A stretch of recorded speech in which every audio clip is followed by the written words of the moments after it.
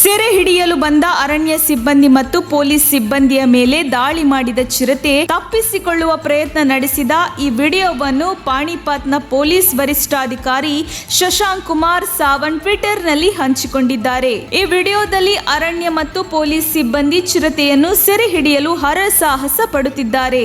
ಮತ್ತೊಂದೆಡೆ ಇವರಿಂದ ತಪ್ಪಿಸಿಕೊಳ್ಳಲು ಚಿರತೆ ತನ್ನ ಎದುರು ಅಕ್ಕಪಕ್ಕಕ್ಕೆ ಬಂದವರ ಮೇಲೆ ದಾಳಿ ಮಾಡುತ್ತಿರುವ ದೃಶ್ಯಗಳಿವೆ. ಚಿರತೆಯ ದಾಳಿಯಿಂದ ಹಲವಾರು ಸಿಬ್ಬಂದಿ ಗಾಯಗೊಂಡರಾದರೂ ಯಾರಿಗೂ ಪ್ರಾಣಾಪಾಯವಾಗುವ ರೀತಿಯಲ್ಲಿ ಗಾಯಗಳಾಗಿಲ್ಲ.